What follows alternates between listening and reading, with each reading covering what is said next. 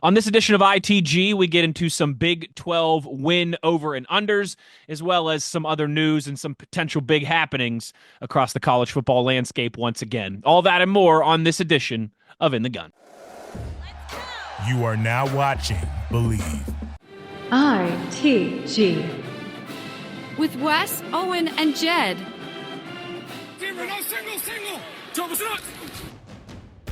I've got the best teammates in the business. No way. They both played the game. They both know the game. Owen is the runaway beer truck known for having some fun. Owen Schmidt, you have a podcast, In the Gun.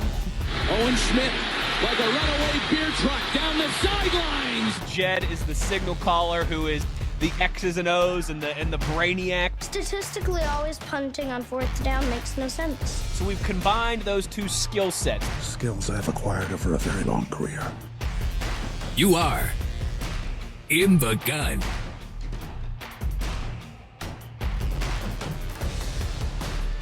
Once you enter this family, there's no getting out. In the Gun, episode 246 of your new favorite WVU football podcast. I'm Wes Euler, alongside the signal caller, Jed Drenning. And as always, this edition of ITG, brought to you in part by our friends at Bet Online. The game starts here. And Jed, some headlines before we get into our main conversation of this episode, which will be some Big 12 football over-under win totals that we'll discuss for the Mountaineers and some of the other teams around the conference. But the game starting here, the regular season games ending for the WVU baseball program, not necessarily or certainly not the end of the regular season that they wanted, getting swept at home by the Kansas Jayhawks. But still, Big 12 regular season champions. Despite those 3 losses to win the season, they still had enough of a cushion and got the results that they needed to win the conference. Remember last year, part of that big split, I believe it was 3 ways with Texas and maybe Texas Tech as well, that WVU split the regular season title. Back again and even better this year as not regular season champions, but Big 12 regular season champions. I know it hasn't been the home stretch of the season that everybody hoped for and kind of solidifying ourselves as a top 10 team and hosting a regional and all those different things. But I still think a heck of an accomplishment to win a team title in the Big 12, particularly just a year after you lost a top 10 pick in J.J. Weatherholt and your best coach in program history in Randy Mazey. It's a pretty good year one for Steve Sabins and company here, and still plenty to play for. A lot to be said for that. Based on what you lost last year, I think the key word you just used, Wes, was cushion. Think about this. Had it been the other way around, had you limped out to a slow start and finished strong, I think the energy and the vibe would be a little different, but the end result's the same. Nobody likes to back in to a tournament or a championship situation or environment, but you're still the 1 seed. We didn't want to drop the last 4. We didn't want to drop 6 of our last 7 and see some things unravel down the stretch, but you're still the 1 seed. You still get to sit down and watch somebody else play baseball and determine who you're going to play. You still get to rest your arms. I think when you get to this time of year, that's the critical piece. Not many of these teams have rotations that are terribly deep. So the more rest that you can accrue, the better that's going to serve you. So West Virginia, we're taping this on Tuesday. We'll drop it probably Wednesday. The Big 12 tournament's going to get started Wednesday. West Virginia is going to face the winner of the game between 8 seed Cincinnati, 9 seed Texas Tech on Thursday. So either way, you're going to be playing a good baseball team. But the thing about this West Virginia team is you like to believe that a team that strength has been, in large measure, it's pitching. When you look at what's carried this team during critical times, yeah, we've had some timely hitting, but when you look at some of the other contenders in the league, that's what was unsettling about getting swept at home to wrap up the regular season. Yeah. It's not that you got swept at home; it's who you got swept by. The 2 seed Kansas Jayhawks. You just don't like that. You got TCU creeping up, getting a lot of love from some people. Can you right the ship? I mean, look at it like this time last year during football. And I know it's apples and oranges, but what did Ohio State feel like after losing to Michigan? Jed, it's so funny. I was literally going to bring that up as my example as well, too. Isn't it funny? So it looked like the world was lost. Their Fire unbeaten fire start the didn't. coach. This is a Nothing else mattered. The disaster. 11-0 start didn't matter. All that mattered was you lost to Michigan. Everything was done. Let's take it to the house. Well, next thing you know, they circled the wagons. They got things right. They got hot at the right time. They went on a run, and here you are. They're national champions. So these things have happened before. They usually don't. It's difficult to do. I think we're going to find this is a whole new challenge for Steve Sabans, right?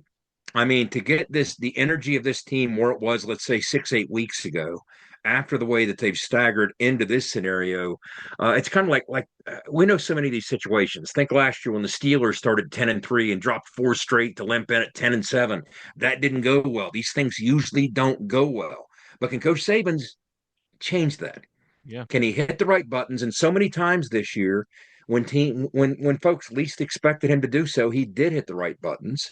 And that's why we have this record-breaking year that we've had and built, again, we'll go back to that key word, cushion. We played such a high level of baseball for so long that you could still drop 6 of your final 7 and win a premier baseball conference like the Big 12. So that says a lot for what we've done at different points this year. Now let's just make sure we right the ship and do what you need to do, whether you're facing Texas Tech, whether you're facing who do we say the other team might be? Texas Tech is playing Cincinnati, I believe. Cincinnati. So, either way, you're playing good baseball teams this time of year. So let's see if we can right the ship. I mean, the thing about it is when you look at this team from afar, I mean, I'm anything but a baseball analyst here, but it seems to me out of the premier teams in the mix, we have one of the better blends of offense or pitching and offense. You know what I mean? Got some power in that not like lineup. we have. That's right. When you go through the numbers and look at some of the key metrics over the arc of 50 plus games, from a pitching standpoint, from a production on the offensive side standpoint, where you're hitting for average, where you're hitting for power, we don't have a glaring weakness in that respect. Some of these other teams kind of might. You know what I mean? Mm-hmm. Whether it's Kansas, whether it's TCU. So we might be the most well-rounded team when we're at our best. So let's just hope that once again we return to our best. Now I think everything you said there is spot on. Listen, we're not gonna blow smoke up people's butts. You would rather it be the other way around. You would rather you won 6 of your last 7, got hot, playing your best baseball. I understand why some people are frustrated after what was such a 80-85% of the season strong performance and looking like you might be able to host a regional and all these different things. But I still think you like the season that you had overall. You're still in a good position. And listen, baseball, I mean, like any sport, but baseball, it's funky, man. Momentum is so weird in baseball. All they need is one game, right, with some shutdown pitching and where the hitting comes together, and they could be right back in it pretty quickly. So, yeah, we'll certainly be watching this week, Big 12 tournament, and then beyond for the Mountaineers as well. Another thank you to our friends at Toothman Ford. We all know cars cost less in Grafton. Big shout out, big thank you to everybody there at Team Toothman, our guy JR, for being a part of this podcast since about day one. Jed, final kind of headline here before we go to our break and get into the meat of this episode, but some interesting state law that could be coming into effect in Tennessee that would have a big impact on the University of Tennessee, on Vanderbilt, on the SEC conference. Explain to us as best as you can without, I guess, going crazy deep into the weeds on some of this stuff like it seems like we have to now. What's going on with this law in Tennessee that certainly everybody in the SEC, but I think really just college sports fans across the country are keeping an eye on? This could be sneaky big news, Wes, because if this is the first domino to fall, which it might be, okay, so we've been back and forth this entire offseason about when is Judge Claudia Wilkin going to rule or certify the House decision? And so we can move forward and proceed as we've been preparing to proceed in this new life starting July 1st. Well, it's not certified yet. She sent out a final dispatch saying, here are the adjustments I'm looking for. You had the schools get together, send their notes back to her house. This looks, so it looks like things are heading in the right direction to get certified. But here is yet another fly in the ointment. We've talked for a couple of years now. And this is why at some point, as much as we hate to say it, you're going to have some federal intervention. Congress will probably need to get involved to create some form of uniformity. There are 30 some different state NIL laws. So this is why this is a big one. The state of Tennessee. Now, remember what the House decision will say. The House decision, among other things, says we're moving to a rev share model. You're allowed to take 22% of the average power conference athletic income and dispense it to your student athletes. Comes out to like $20.8 million. That's the cap. The average income. Allowed to average income.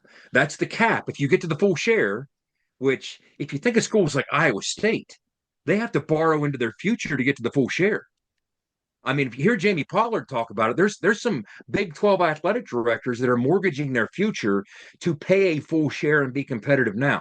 West Virginia is not quite to that point. We get the full share this year. Now, that's not easy, okay?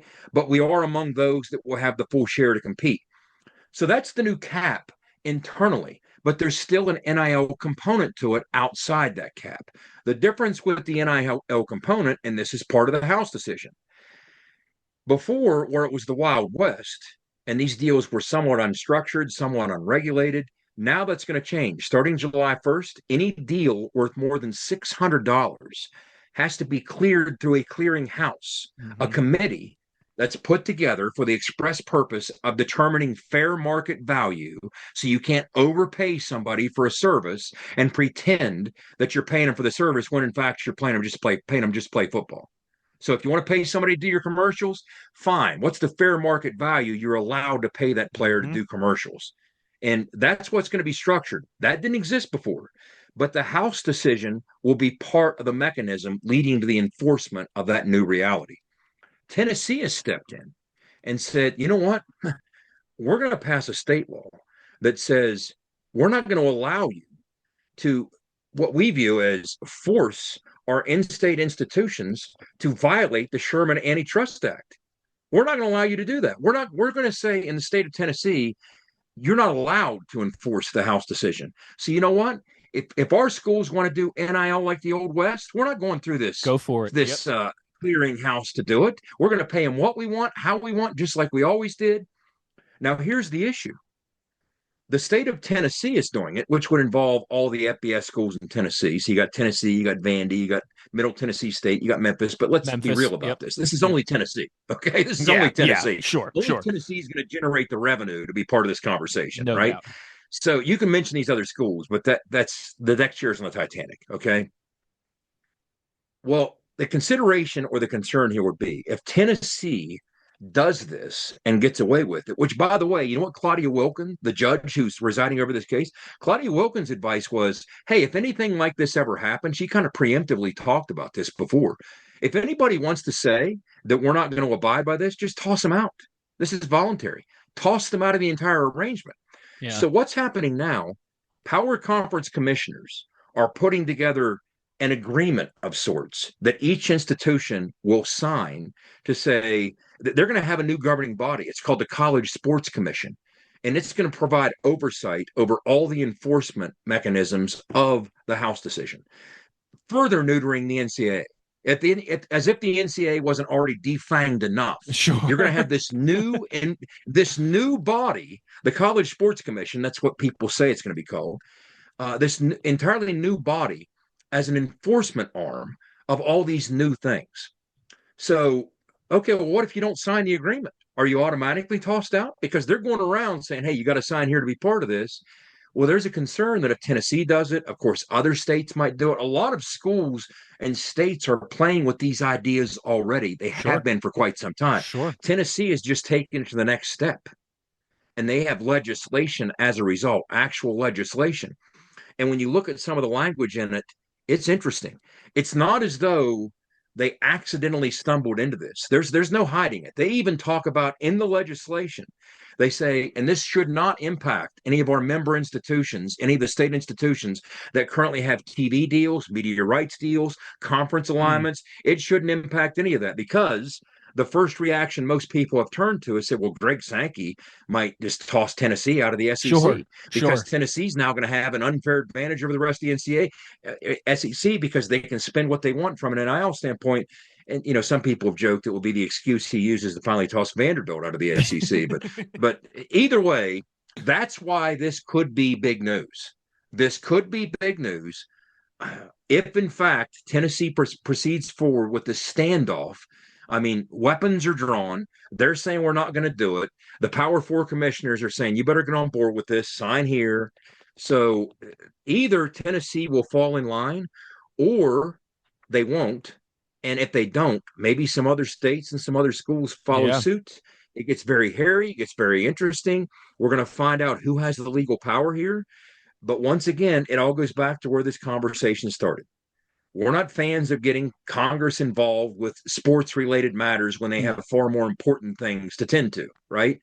But at the same time, without some intervention on that level to provide some uniform level of enforcement, what else are you going to do? You're going to continue to have these state laws being discussed, being passed, and there's no uniformity to it. You won't be able to compete. It's just going to be even further bedlam than it already is. In other words, you want things that are heading in the right direction in that funnel. This is something that's heading in the wrong direction. Yes. If you want some sort of oversight that provides, go ahead. Jed, we're in the have your cake and eat it too era of this. Yeah. You know what I mean? I like there is good parts about collegiate football moving towards and looking more like the professional model. There are some good parts of this. And I think you and I have agreed a long time going back, and I think most college football fans have agreed for a long time going back, that these kids absolutely deserve to get compensated for the billions of dollars in revenue that they generate. You can make a very good faith argument. In fact, not even good faith. You probably have a strong position of upper hand that college football is the second most popular sport in this country behind professional football.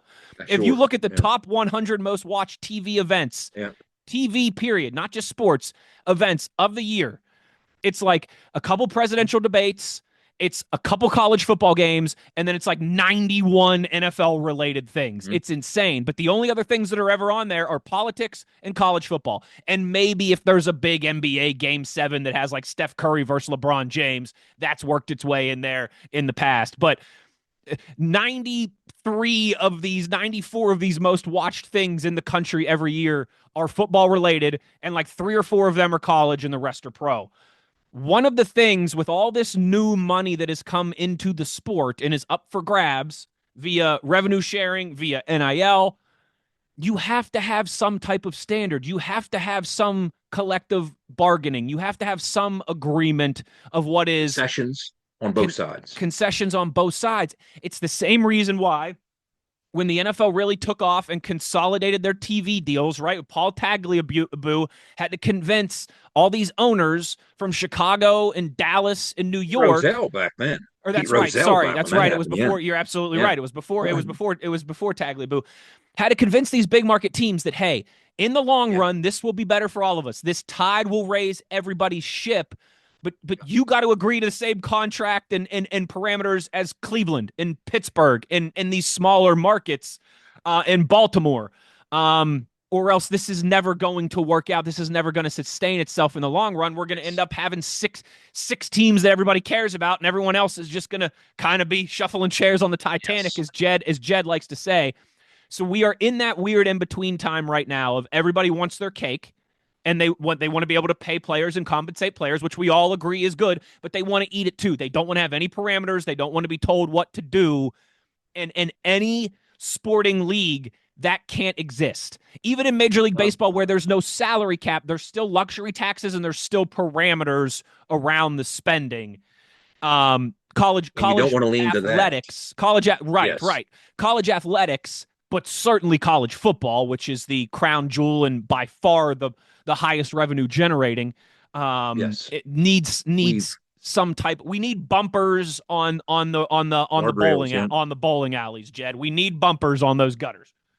We've said so many times What's happening now is patently unsustainable. There will be documentaries made for the rest of our lives once this crazy era in collegiate athletics finally ends. And it will end because it can't continue much longer. It will be streamlined. Cooler heads will prevail because there are dollars to be made. And when you look at it, we've leaned into the pro model, but not fully. And it's almost like I think of the Ron Swanson line from Parks and Rec. Look, I don't half-ass anything. I whole-ass things, right? We're half-assing or lean into the pro model, right? Yes. And you got to whole-ass it. You got to lean further into it. That's a great analogy. Because it's the way we're doing it, it's just not going to work. So let's game this out. If Tennessee passes this law, as fun as it might be to see Tennessee start pummeling Alabama and Georgia in the SEC, because that's what would happen. They would suddenly have easily the most NIL-friendly player environment Alabama can only pay you $1 million. We'll pay you 2.7. Yes. Here you go. We can pay you whatever we want because we don't follow those rules. Alabama's silly enough, like Georgia and the rest of them, to follow those rules. Florida might, but we don't. Auburn might. LSU might. We don't follow those rules. We can pay whatever we want. So that makes things fundamentally less than competitive. And it's not as though you want Tennessee elevated. No, you don't want anybody elevated. There's already enough elevation in college football. We don't want to distort things any further. You're finally and down the home stretch. You see the light at the end of the tunnel. I'm not going to dare use the P word, okay? The parody word in comparison to this conversation, but the light at the end of the tunnel is the closest thing we've seen to equivocating things on some remote level in decades, if not ever. And just as we're about to finish and finally wrap it up and finally get to a rev share where West Virginia, instead of being 13th out of 16 financially in the Big 12, is somewhere in the middle of the pack or maybe even a little higher if we play our cards right. Just as soon as that's about to happen, here comes more disruption, more chaos, more fuses being lit. So this needs to be figured out. It needs to be figured out quickly because right now, again, if Tennessee does it and they're allowed to do it, they're not going to be the only ones to do it. So other states will follow suit. You can't have schools falling in line to break the rules or ignore the rules like some states like Tennessee might do. You need on some level concessions. You need people coming to the table on both sides. As much as we hate the idea or the notion of players unionizing or organizing, I just don't think this exists without that necessary evil at some point playing out. So you're going to have Congress on some level involved. You need some sort of unification on the other side, the school side, whether it's a football czar or one voice instead of 11 conference commissioners. You need a unified voice, a unified front. And I can envision the conversations, Wes, where they come to a negotiation table with an arbitrator, and to collectively bargain an arrangement. You know, the players say, I'll tell you what, we want X, Y, and Z guaranteed. And the schools might say, well, we need a minimum 2-year guarantee. You'll be at a school. Okay, fair enough. And then the kids will respond by saying, well, we also need A, B, and C. And the schools will respond by saying, okay, well, guess what? We'll give you A and C, but not B. Yeah. Yes. And how about this, kids? We need your agents to be certified like they are in the NFL. This Uncle Johnny Slappo giving you life advice and destroying your long-term financial well-being because he's an idiot and you happen to listen to him and he has no financial background, no certification. That has to stop. Quit taking poor advice from the wrong people. We had to have certified people that can be trusted, at least trusted to follow the dollar and chase the right things to help the kids out. That's what the NFL and pro sports do. You can't represent players in those leagues without being certified through those leagues because reputations matter to those agents among the players. Whereas right now at the college level, they're listening to their cousin, they're listening to their dad, they're listening to their uncle. Fine, do that. But you need to have a certified party involved to give you truly sound advice. And right now, whether it's the fallout from the quarterback situation at Tennessee who landed at UCLA, whatever it might be, you see time and time again kids making poor decisions because they're listening to the wrong people who they think are the right people. So we could go on 100 things that one party would want and the other party would want, and it would all improve the entire scenario.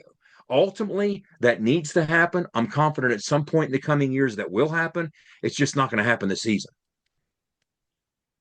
Well said. You gotta have some trust there. You gotta have some concessions there on both sides, and I do think we're getting closer to that. But we're still going to be in this half-ass phase for a while. Someone who does not half-ass anything is our buddy Rick Lewis and the good people at Fortis for roof performance and financial certainty. Guaranteed, not half-ass, guaranteed. You got to visit fortis.us.com.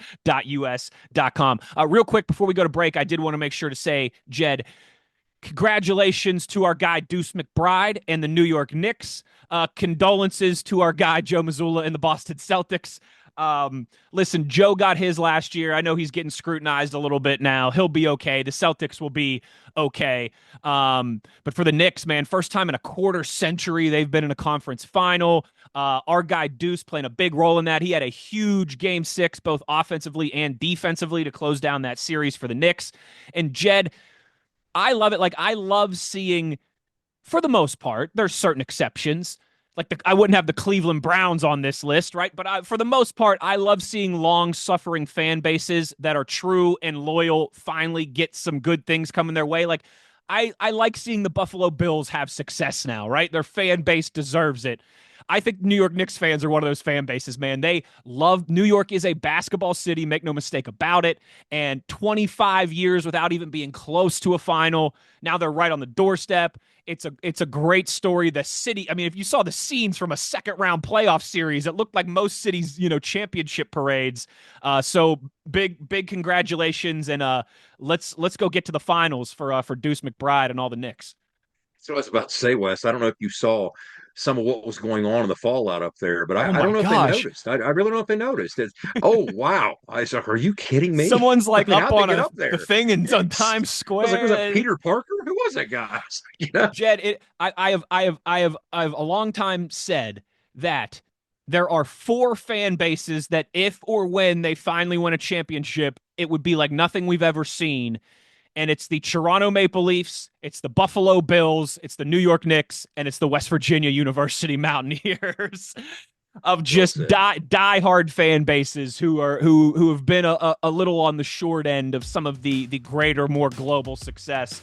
So let's keep it going for Deuce, and hopefully we'll be able to watch his journey here for another month or so if they get to the NBA Finals. Got to get to our break here. When we come back on the other side, Big 12 win total over and unders are out. How? When there's still going to be 700 movements in the transfer portal? What do we make of WVU's numbers, some of the other numbers around the Big 12? We'll get into all of that when we return. You are in the gun. For nearly 20 years, Fortis has been the nation's leader in providing guaranteed roof performance programs for commercial buildings. Fortis offers roof performance solutions that feature extensive initial and ongoing reconditioning for commercial buildings as an alternative to traditional replacement, with long-term performance guarantees that are backed by global leader Lloyd's of London. Fortis offers a comprehensive range of roof performance management programs that provide financial security, extend the life of our customers' roofs, and make a significant impact on ROI. Fortis is currently improving performance and increasing ROI for customers at more than 4,800 locations, with more than 140 million square feet protected, including many Fortune 500 companies that have turned to Fortis to save money, gain financial certainty, and extend the life of their existing roofs. Fortis has helped customers save more than $520 million in capital roof replacement costs for an average ROI of over 250%. To learn more, visit fortis.us.com. Fortis, roof performance and financial certainty guaranteed. Nobody supports the blue and gold Mountaineers like Toothman Ford. With over 20 NIL deals and counting, Toothman Ford continues to rally behind our student athletes. And it's time we rally and support the dealer that supports the Mountaineers. Not only does Toothman Ford offer the best prices in the state on pre-owned, their never over MSRP campaign on new Fords guaranteed to save you thousands. Drive with pride all season long, knowing you're supporting the dealer that fuels our Mountaineers. Toothman Ford, where cars cost less, in Grafton and at toothmanford.com. At Coyote, we're going to treat you like dirt because we hold dirt in the highest regard. We're honored to find it under our fingernails. It keeps us humble, honest. If you know us, you know getting treated like dirt means getting treated with respect. Coyote, we dig dirt. Now at Johnston Equipment, get 0% financing or a free loader with low-rate financing on select Coyote models in stock. Come check out our new Coyotes at Johnston Equipment. Back in the gun here as we roll along on episode 246 of your new favorite WVU football podcast.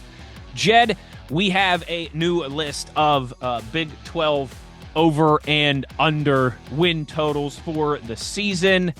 And again, you and I were laughing. I mean, I kind of joked about it there. We were laughing before we started, recording this episode tonight. Like, it's God bless Vegas for trying to put win totals on anything in college football and college sports now, months and months ahead of time, when there is so much movement that has just happened that's hard to evaluate, and a lot of movement still to come.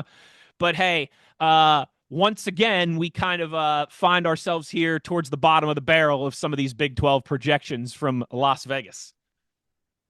I find myself more and more convinced each year. The portal has changed everything. NIL has changed everything. Projections used to be something that you could kind of lean into. You might want to hedge your bets, but they had some relative value, right?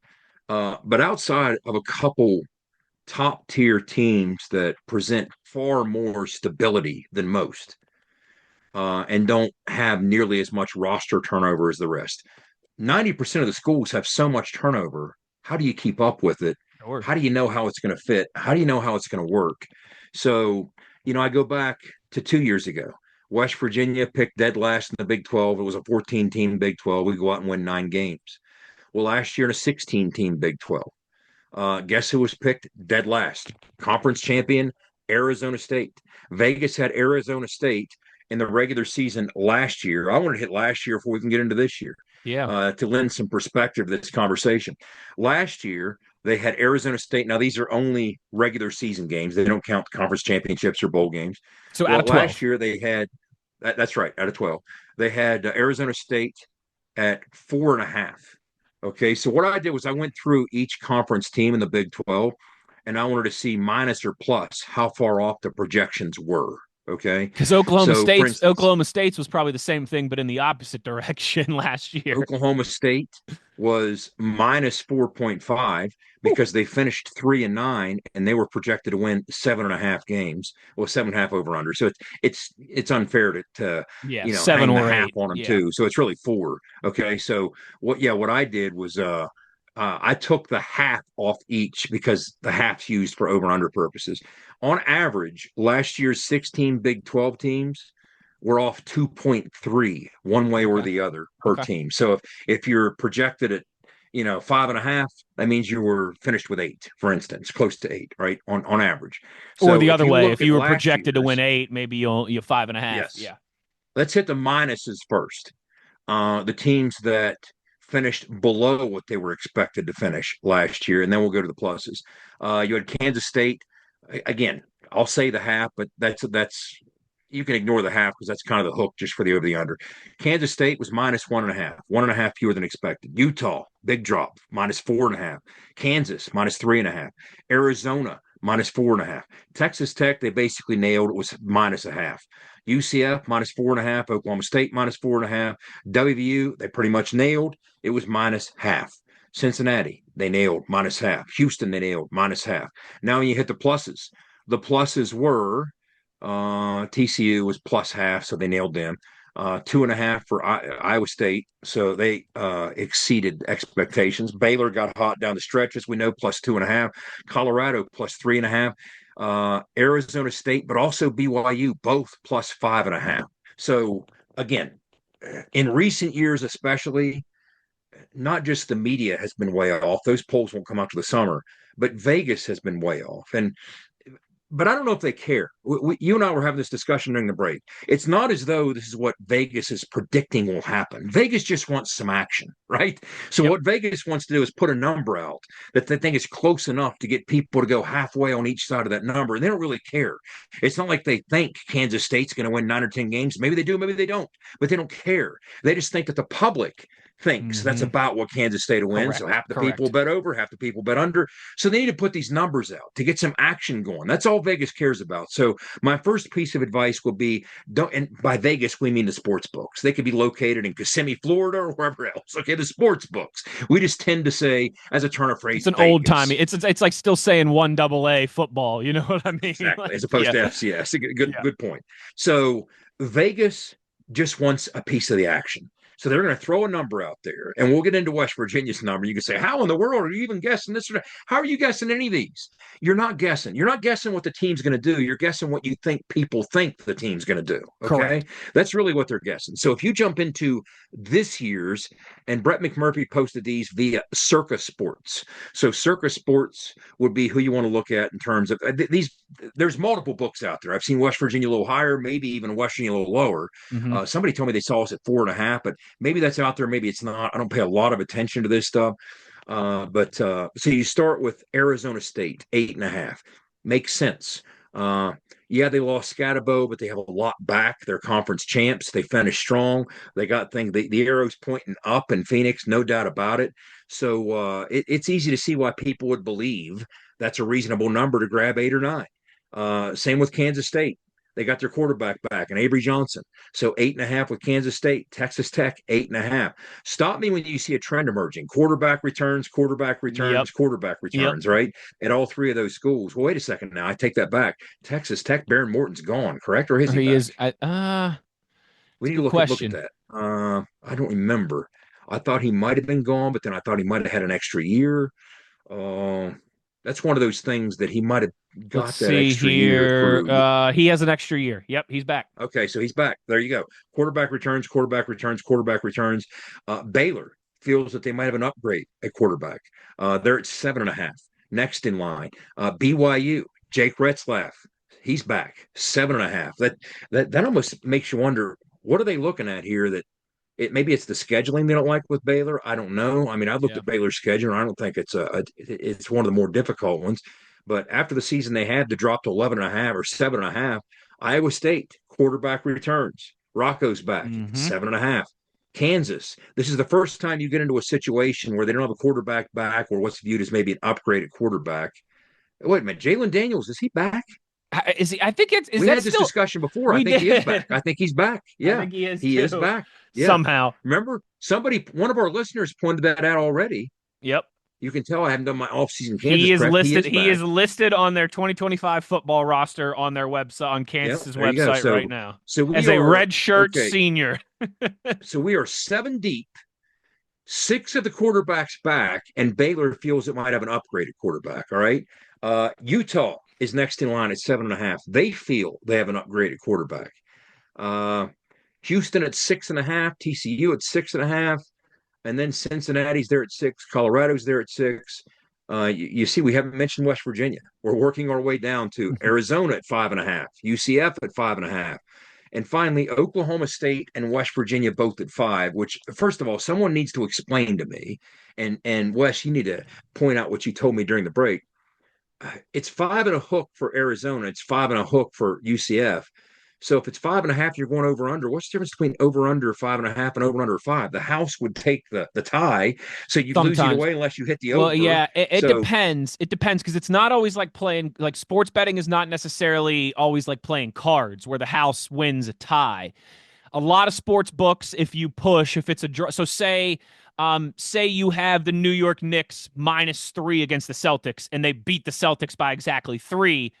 A good amount of sports books, actually, it's just a push. You get your money back. Oh, okay. You don't win or you don't lose. You just get your money back if it's a draw. So I'm assuming that's at least for Circa Sports. I'm assuming that's the case. So if you, well, I guess for a team, I mean, you couldn't take a over or an under with 5 as a whole and still push, I guess, then, right? Because you'd have to take an over or an under unless you bet the 5 exactly. But yeah, so could you place a bet? Could you do that? Could you bet 5? Yeah, but then again, like, what's the difference between 5 and 5.5? I mean, if you're going to take the over, there's no difference. I guess if you take the under, there's obviously a difference. So yeah, it's weird. It is weird. It's bizarre. There's a lot of things that don't have rhyme and reason in terms of the Vegas sport. And for the over unders, this is one of the weird ones because you can't bet 5.5 wins. You know what I mean? Like, I tell you what, it's not actually achievable. So yeah, it makes it weird if you're betting an over and under for a whole number. For a crew that has now opened 246 consecutive episodes with talking about Bet Online, we sure don't know much about this, do we? So if you do know, please leave it in the comments and tell us, because let's get our friends from Bet Online on here to help us for out. entertainment purposes, very obviously only.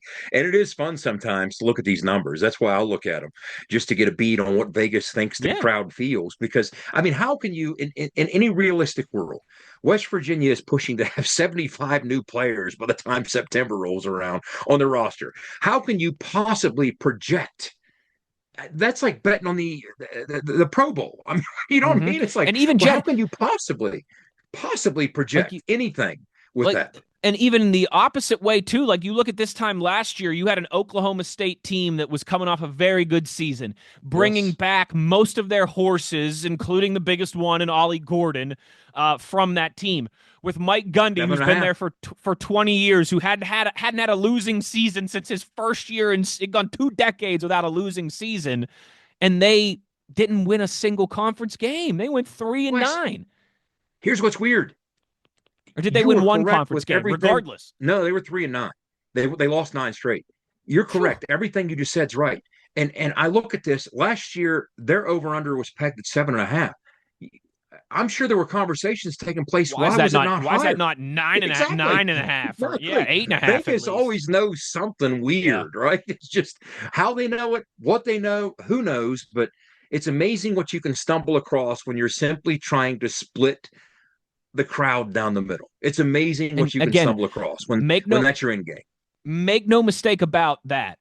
Again, if you see the New York Knicks are favored by 3.5 points, does that mean that Vegas thinks it's about 3.5? Yeah, sure. They're not going to be some crazy number, but they might think it's more 5. But that if they have it at 5, not as many people are going to jump on it as if it's at 3.5. So it's not just purely what they think about the team. It's mostly what they think about the team, with some public influence of the money in there as well, too. Which is why when I see something like BYU might be like this year's Oklahoma State.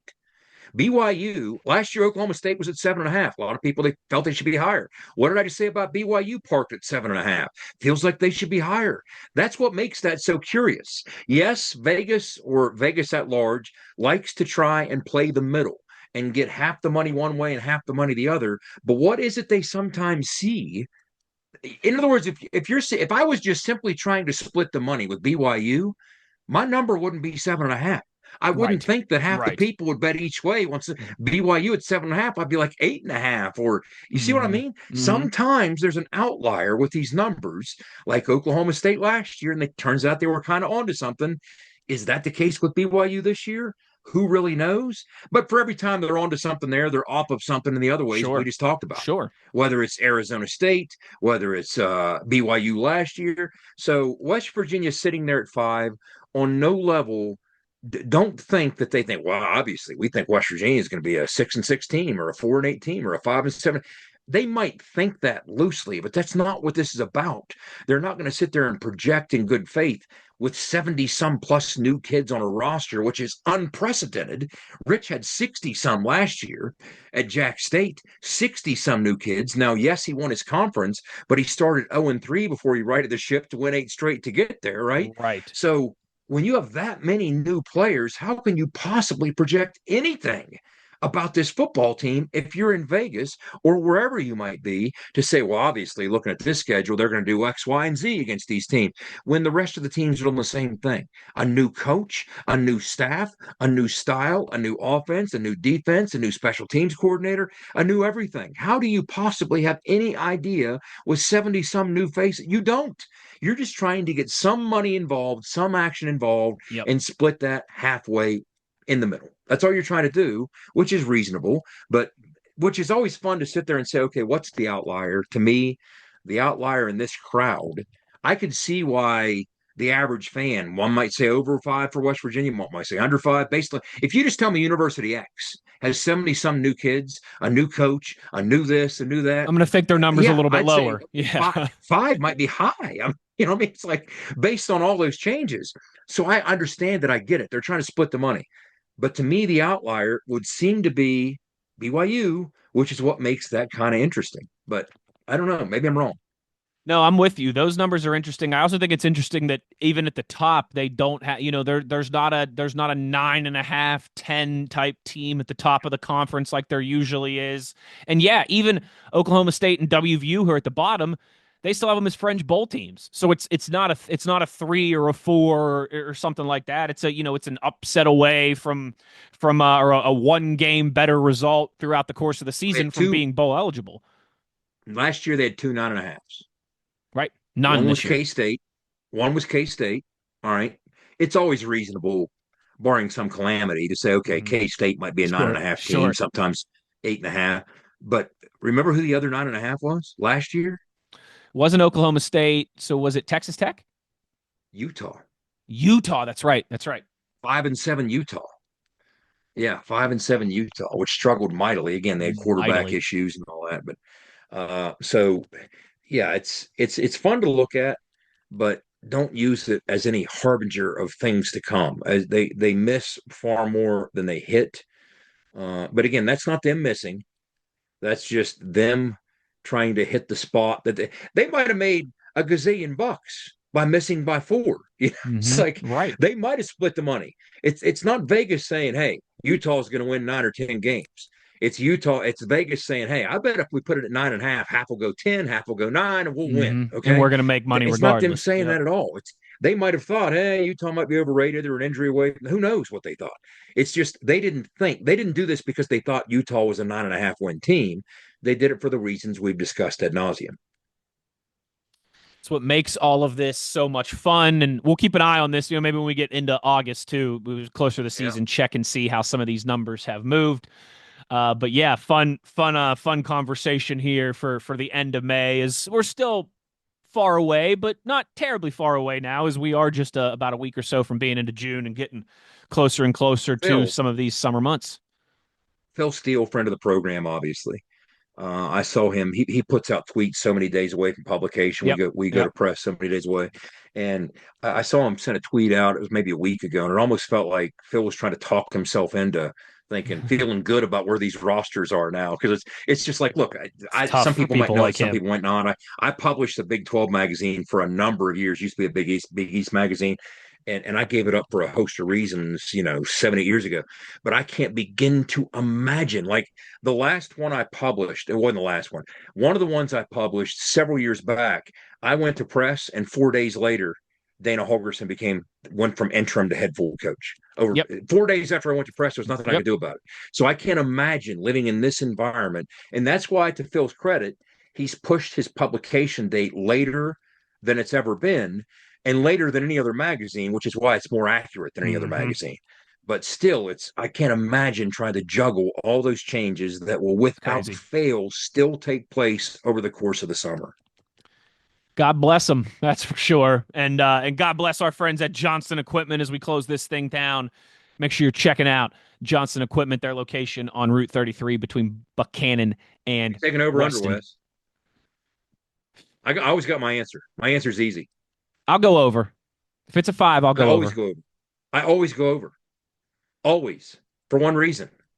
I'm never going to be cheering against West Virginia because of what I picked. I'm always going to pick Pitt's under, and I'm always going to pick West Virginia's over. For the same reason, I will always pick the Mountaineers over. Because I want to feel good about every win, 1,000% for every reason. That's exactly right. I was having a conversation about college with one of my younger brother-in-laws this week, and I literally said to him, I said, buddy, I will not be disappointed in whatever you decide to do. Well, unless, of course, you go to Pitt, then you're dead to me. That's right. Yeah. That will do it for episode 246 of your new favorite WVU football podcast. Thanks for tuning in, everybody. For our producer / co-host Skylar Callahan, the beer truck Big O, and the signal caller Jed Drenning, I'm Wes Schuler. The one thing that we ask of you is to be an ear and tell an ear about your new favorite WVU football podcast. Let's go WVU baseball. Let's go Deuce. Let's go each and every one of you. Take care. Have a good week. We'll talk to you soon. You've been in the gun. ITG. The fun doesn't have to stop here. Be sure to hit subscribe and never miss an episode. If you have any questions, suggestions, or feedback, Be sure to follow us on X at In the Gun Podcast. Join us again next time. Until then, tell an ear to tell an ear about your new favorite WVU football podcast.